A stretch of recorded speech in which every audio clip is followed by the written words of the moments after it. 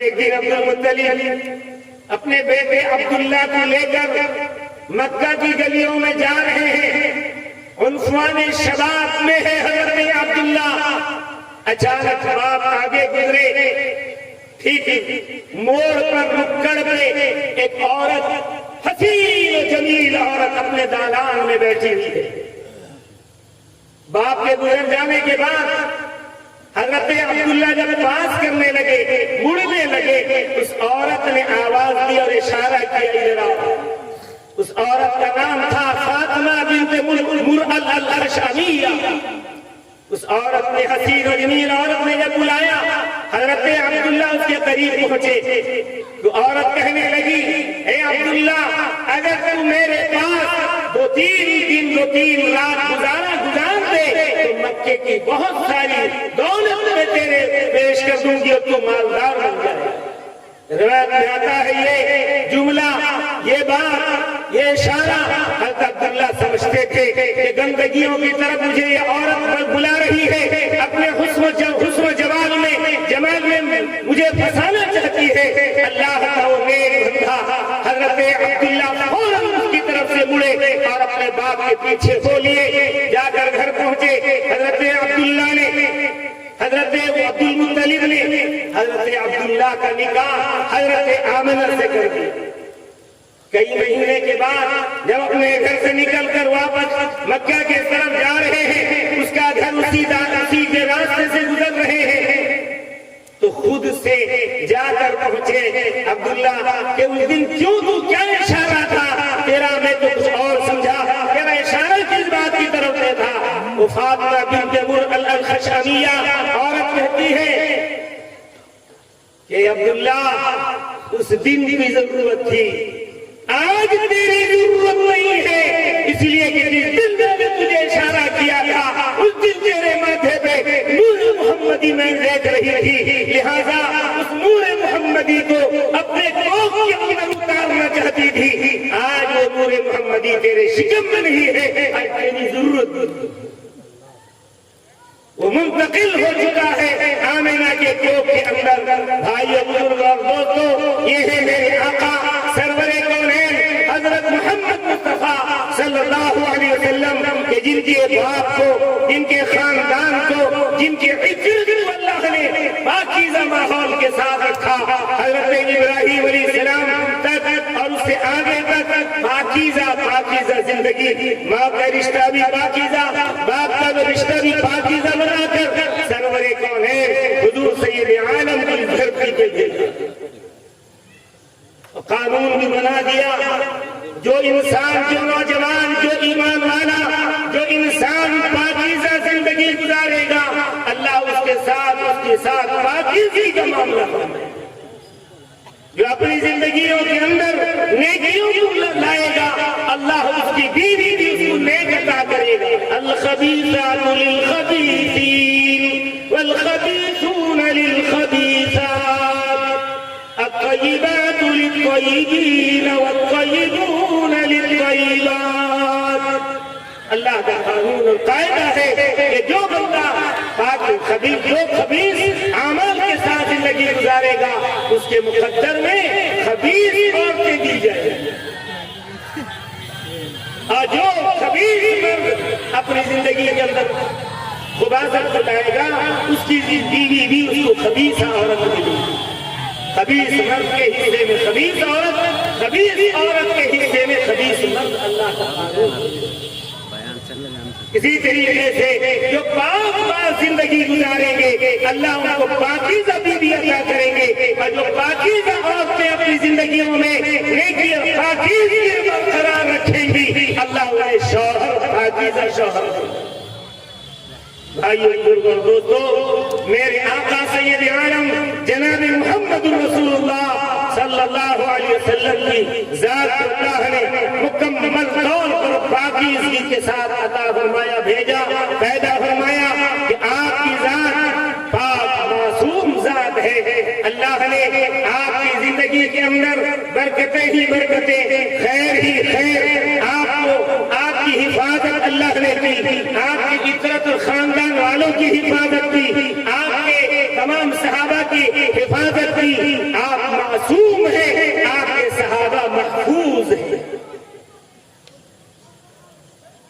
حضور نبی کریم سید عالم کی پیدائش ماں آمنہ کے کوکھ سے ہوتا ہے.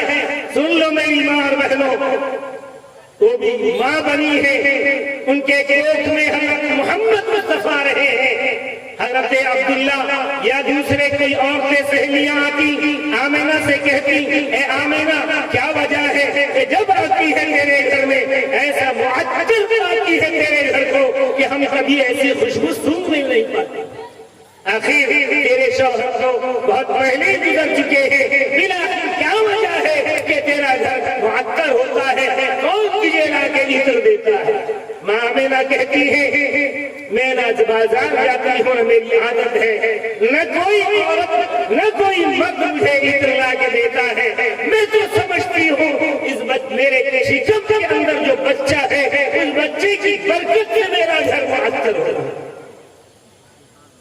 دوستو بزرگوں، آقا نامدار سید عالم کے پیدائش کی حالت بتاتی ہے ماں آمنہ. فرماتی ہے کہ جس طرح اور عورتوں کو اولاد پیدا ہوتے ہیں تو اولاد کے پیدا ہونے کے ساتھ گندگیاں آتی ہیں، میرا بچہ لاڈلا محمد جب پیدا ہوا نہ کسی قسم کی کوئی گندگی تھی، نہ کوئی آلائش تھی، نہ کوئی اجازت تھی، کچھ نہیں. پاکیزہ صفات، پاکیزہ طور پر محمد پیدا ہوتے ہیں. جب آپ پیدا ہوئے ہیں، آمنہ فرماتی ہے کہ میرا لخت جگر جب دھرتی میں گرا ہے تو گویا کہ سجدے کی حالت میں ہے. اللہ رب العزت کو سجدہ کرتے ہوئے دھرتی پہ آئے.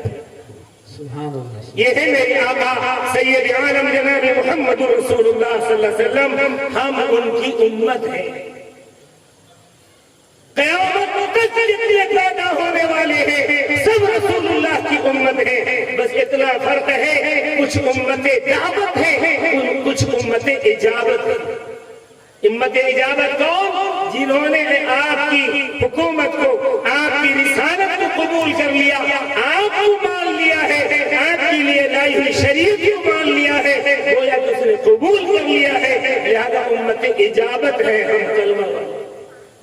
اور امت دعوت جنہوں نے آج تک قبول نہیں کیا وہ امت دعوت ہے کہ ان کو اللہ اس کے رسول کے پیغام کی دعوت دی جاتی ہے، دی جائے گی. اب جو کوئی مانے نہ مانے اس کا اعمال اس کے ساتھ. رسول کریم سید عالم جناب محمد رسول اللہ صلی اللہ علیہ وسلم کی لائی شریعت یہ ہے کہ اللہ ایک ہے، اکیلا ہے، لا شریک ہے. اسی بات پر مجھے واقعہ یاد آ گیا، وہ حدیث یاد آ گئی جب مفتی صاحب بیان کر رہے تھے. اللہ کے نبی جب آئے ہیں اس وقت اللہ کو مانتے تھے، ایک نہیں مانتے. ورنہ پھر اللہ کے رسول کے ابا کا نام کیا تھا؟ عبداللہ تھا نہیں تھا. تو اللہ کو نہیں مانتے تھے تو اپنے اولاد کا نام عبداللہ کیسے دیتے تھے؟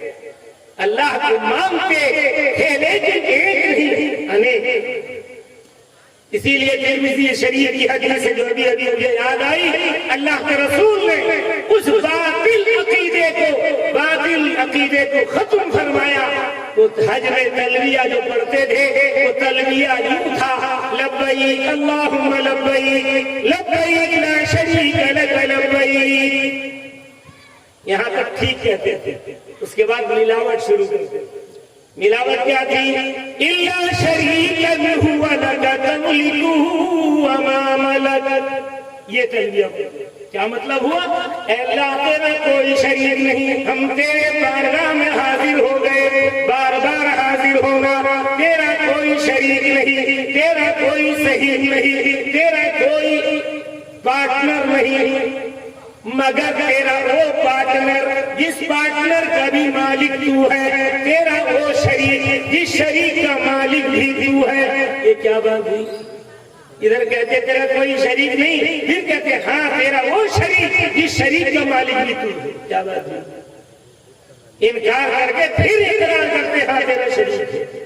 اللہ کے رسول نے اسی دوئی کو ختم کرنے کے لیے آپ نے فرمایا لبیک، میری امت کہو لبیک اللہم لبیک لبیک لا شریک لک لبیک ان الحمد والنعمت لک والملک لا شریک لک. اس دعائی کو ختم. نبی کے خلق عظیم تر نے سبھی کو اپنا بنا کے چھوڑا, دلوں سے نقش دعائی مٹا کر. حضرت مولانا سراج الساجدین صاحب کی بنیاد کا یہ شعر ہے. اللہ اللہ کی قبر کو نور سے منور فرمائے. نبی کے خلق عظیم تر نے سبھی کو اپنا بنا کے چھوڑا, دلوں سے نقش دعائی مٹا کر بشر کو حق سے ملا کے چھوڑا. الگ تھلگ تھے تمام انسان, جدا جدا تھے سبھی قبائل, تمام بندوں کو مصطفیٰ نے بس ایک مرکز پہ لا کے چھوڑا. نبی کے خلق عظیم تر نے, اللہ کے رسول نے اس دعائی کو ختم فرمایا. میں آیا ہوں کہ بندوں کو خدا کے در پہ لے جاؤں, نجات دنیاوی وہ اخروی کی راہ سمجھاؤں.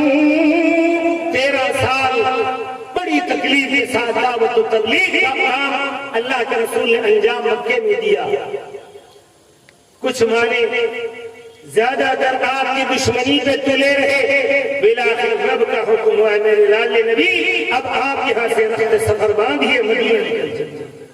سرور کونین رسول الثقلین نبی الحرمین جد الحسن والحسین اسی مکہ کے سرزمین میں پیدا ہوئے, اسی کعبہ کے جوان میں آپ نے پروان چڑھی. آپ کی جوانی, آپ وہاں پر نبوت سے سرفراز کیے گئے. مکہ کو چھوڑے کو جی نہیں چاہتا, لیکن رب کا حکم ہے جانے لگے. مڑ مڑ کر دیتے رہے کعبہ کو, اے کعبہ میں تجھے چھوڑنا نہیں چاہتا, لیکن کیا کروں, تیرے والے یعنی مکے والے مجھے رہنا نہیں دینا چاہتے ہیں, لہذا تشریف لے گئے. آپ مکے میں زندگی گزارنے لگے. واقعات بہت لمبا چوڑا آپ اس کو سن رکھے ہیں. آپ مکے مدینہ پہنچ گئے. روایت میں آتا ہے مکہ کے جنگل میں ایک انسان احون ابن صفوان نامی مشرک اپنی بکری کے دمبے کے ریوڑ کو چلا رہا. اچانک کی آواز آتی ہے, لوگوں تم کو کیا ہو گیا ہے کہ تمہارے درمیان آخری نبی پیدا کر دیا گیا اور اس کی اتباع کر کے تم جنت نہیں کما رہے ہو, اللہ کو راضی نہیں کر رہے ہو. بلاخر یہ غیبی آواز سن کر احون ابن صفوان پریشان ہو گیا کہ آواز آ کدھر سے رہی ہے. جب مڑ کر کے دیکھا تو دیکھتا کیا ہے, ایک بھیڑیا ان بکریوں کے سامنے بیٹھا ہوا. گھبرا گیا احون ابن صفوان, گھبرا گیا کہ آخر یہ بھیڑیا یا تو مجھے دبوچ لے گا یا ان بکریوں کو دبوچ لے گا. پریشان پھر سنتا ہے کہ اسی بھیڑیے کی زبان سے آواز آتی ہے, وہی آواز جو پہلی مرتبہ سنا تھا. تعجب میں پڑ گیا کہ بھیڑیا انسان کی بول رہا ہے. پریشان ہو کر پوچھا, قلت کیا تو ہی بول رہا ہے, انسان کی بولی تو بول رہا ہے؟ تو کہتا ہے انا ہاں میں بول رہا ہوں. گویا کہ رب ذوالجلال اپنے نبی کی شہادت کے لیے جانور کو کھڑا کر رہا ہے تاکہ انسان اتنا نہ گر گیا کہ جانور سے بھی بدتر بن جائے, کہ جانور کو تیری ہدایت کے لیے گواہ بنا کر کے بھیجا. اب بھیڑیا کہتا ہے دیکھتا کیا ہے, چلا جا محمد کے قدموں پہ اور جا کر کے ایمان سے سرفراز ہو جا. تو کہتا ہے احول کہ کاش میرے پاس کوئی ہمراہی ہوتا تو اس ہمراہی کو میں یہاں رکھ کر میں نکل جاتا محمد کے قدموں پہ اور جا کر مدینے میں ایمان سے سرفراز ہو جاتا. پھر کہتا ہے وہ بھیڑیا پھر کہتا ہے بھیڑیا نکل جا یہاں سے، جا مدینے میں محمد کے پاس پہنچ جا۔ کہا کہ میرے ان جانوروں کا رکھوالی کون کرے گا؟ بھیڑیا کہتا ہے میں ان کی رکھوالی کروں گا، میں ان کا دیکھ ریکھ کروں گا، تو چلا جا محمد کے قدموں پہ اور جا کر ایمان سے سرفراز ہو کر آ جا۔ روایت میں آتا ہے اس بکری کے مالک نے کہا کہ کہیں کسی بھیڑیے پہ بھروسہ کیا جا سکتا ہے کہ اس کے حوالے کر کے جایا جائے اور جانور حفاظت میں آ جائے؟ بھیڑیا کہتا ہے مجھ پر بھروسہ مت کر، اس رب پر بھروسہ کر جس رب نے انسان کی بولی میری زبان سے نکلوائی ہے۔ اللہ پہ بھروسہ کر، نکل جا محمد کے قدم صلی اللہ علیہ وسلم۔ احوال چلے جاتے ہیں، آقا کے دربار میں پہنچتے ہیں اور کہتے ہیں یا رسول اللہ، ابھی کچھ دنوں پہلے مکے کی سرزمین میں بکریاں چلا رہا تھا، ایک بھیڑیا نمودار ہوتا ہے اور پھر اس نے آپ کی تصدیق کی ہے اور پھر مجھے آنے کی تلقین بھی کی ہے، میں آپ کے دربار میں حاضر ہوا ہوں۔ اللہ کے رسول جب سنتے ہیں کہتے ہیں الحمدللہ کہ اللہ کی تعریف اس لیے ہے کہ اللہ نے جانور کی زبان پر میری تصدیق کروا دی۔ ایمان سے سرفراز ہوتا ہے احوال، پھر واپس آتا ہے، آ کر پہنچا، کئی دن گزر گئے، پہنچا تو دیکھا اس بھیڑیا اس کی بکریوں کی حفاظت کر رہا ہے، بھیڑیا حفاظت کر رہا ہے، بھیڑیا نہیں، حفاظت کروانے والا کروا رہا ہے۔ تو گننے لگا اپنے جانوروں کو، جتنے چھوڑ کے گیا اتنے ہی کچھ چٹ چل گیا، دیکھا گن لیا، دو بار گنا، روایت میں آتا ہے دیکھا جتنے کے جانور اتنی ہے، اللہ کا شکر ادا کرتا ہے۔ بھیڑیا جب مطمئن ہو گیا کہ اپنے جانور کو گن کے احوال مطمئن ہو چکا ہے تو احوال بھیڑیا کہتا ہے بارے دیگر اگر محمد کے قدموں پہ حاضری ہو تو میرا سلام کہنا، اور جنگل کی طرف بھیڑیا نکل جائے۔ بھائی بزرگ اور دوستو، گستاخی ہوگی کہ مہمان مکرم کو بٹھا کے میں بھی کچھ کہتا پھر، جو باتیں تھی اللہ کے رسول کی تھی، میں تو سمجھا تھا بہت لمبی بات کروں گا، کم از کم اتنا تو فائدہ ہوا، قرآن کی آیتوں کو ہم نے سن لیا، اور سن لینا بھی اتنے ہی ثواب جتنا پڑھنے والے کو اجر۔ اب مہمان مکرم آپ کے پاس تشریف لائیں گے، میں اصلاح معاشرہ کے سلسلے میں بھی چند باتیں رکھنا چاہتا تھا۔ ابھی سیرت کی جھلکیاں ہی مجھ ناچیز سے ہو سکی تھی کہ حضرت تشریف لے آئے، انشاءاللہ پھر کبھی یار زندہ صحبت باقی۔ حضرت مولانا دامت برکاتہم العالیہ، اللہ ان کی عمر میں، حیات میں، صحت میں برکت دے کہ لمبی مسافت طے کر کے آپ کے درمیان تشریف لائے۔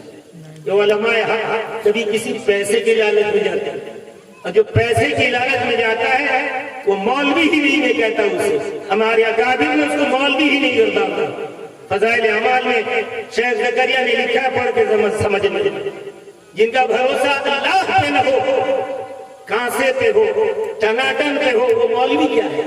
اللہ کا شکر ہے اپنے اکابر کے طرز پر کبھی سوچتے بھی نہیں، خیال میں بھی اللہ نہیں ڈالتا۔ ابھی راول کلا جانا ہوا، کہا کہ کیا ہے آپ کا نظرانہ؟ میں کہا کچھ نہیں، بیچاروں نے جو دیا سو دیا، اللہ جو نے دل میں ڈالا نہیں دیا، اللہ کہاں سے بھرپائی کرتے ہیں، کہاں پہ تلافی کرتے ہیں، اللہ کا معاملہ، ہم کیوں جائیں اس کے معاملے میں دخل کرتے ہیں؟ ہمیں اس کے کام میں لگے رہنا ہے۔ ان علماء ربانیین، ان اللہ والوں کے بیانات کو اللہ مؤثر بناتا ہے، اور جو پیسے کی لالچ میں آتے ہیں دوستو بزرگوں کی باتوں کا کوئی اثر نہیں، اللہ اثر ڈالتا ہی نہیں۔ میں نے استاد مکرم رحمت اللہ علیہ حضرت مولانا سراج الساجدین کے ساتھ تقریباً 14 سال رہا۔ آپ کی سرزمین میں پڑھانے میں 14 سال، پڑھنے میں 7 سال گزرا۔ ان اکابر کی زندگیوں کو صبح شام کو میں نے دیکھا ہے، بعض جگہ ہم گئے، اپنے جیب سے کرایہ ادا کیا، ڈھابے میں کھانا کھا کر کے واپس آئے، یہ گواہی میں دی۔ کبھی دیکھتے تک نہیں تھے کہ لفافے کے اندر کیا ہے۔ تو اس لیے ان اللہ والوں کی باتوں کو دل جمی کے ساتھ اٹھک بیٹھک نہ کریں، کرو گے اٹھک بیٹھک؟ دل جمی کے ساتھ، یکسوئی کے ساتھ اللہ کے فرمان فَإِذَا قُرِئَ الْقُرْآنُ فَاسْتَمِعُوا لَهُ وَأَنصِتُوا، جب قرآن کی تلاوت کی جائے تو خوب توجہ سے سنو اور چپ رہو. تو اللہ کیا کریں گے تمہارے ساتھ معاملہ؟ رحم و کرم کا معاملہ. واویلا مچاؤ گے، اٹھک بیٹھک کرو گے، تو جو باتیں اللہ ان اہل اللہ کے دلوں کے اندر ڈالتے ہیں اللہ اسے اٹھا لے گا. جیسے کہ شب قدر کی تعین اللہ نے اٹھا لی، انہی کلمہ والوں کے جھگڑے کے لیے اٹھا لی گئی. حضرت مفتی صاحب مفتی سید احمد عالم پوری استاد مکرم رحمۃ اللہ علیہ فرمایا کرتے تھے کہ ایسا ڈال دیا ہمیں اللہ نے کہ پورے سال تلاش کرو. ایک حدیث میں آتا ہے کہ پورے سال تلاش کرو شب قدر کرو. تو فرمایا کرتے تھے کہ جو تہجد گزار ہوگا اللہ اسے پورے سال میں کسی نہ کسی رات کو شب قدر بنا کے اسے عطا کر دیں گے. بھائی دوستو، انہی چند کلمات کے ساتھ اپنی بات کو ختم کرتا ہوں. دعا کیجیے اللہ مجھے بھی ہم سب کو ایمان و اعمال پہ قائم دائم رکھے اور اعمال صالحہ کی توفیق عطا فرمائے. فکر عقبا کی کر آج ہی بے خبر، کرنا کل کل کے کل کا بھروسہ نہیں. کل نہ آیا کبھی اور نہ آئے گا کل، کل تو کل ایک پل کا بھروسہ نہیں. فکر عقبا کی کر ناز کتنا تھا دولت پہ قارون کو، ناز کتنا تھا دولت پہ قارون کو، بھول بیٹھا تھا دین اور ایمان کو. مل گئی خاک میں اس کی دولت سے بھی ایسی دولت کا کوئی بھروسہ نہیں. فکر عقبا کی کرو فرش مخمل پہ یوں آج چلتا ہے کیوں، قصر شاہی میں یوں آج سوتا ہے کیوں. فرش مخمل پہ اترا کہ چلتا ہے کیوں. تنہا سوئے گا کل قبر میں دیکھنا، تنہا سوئے گا کل قبر میں دیکھنا. سوچ لے اس محل کا بھروسہ نہیں. روح شداد کی جب نکالی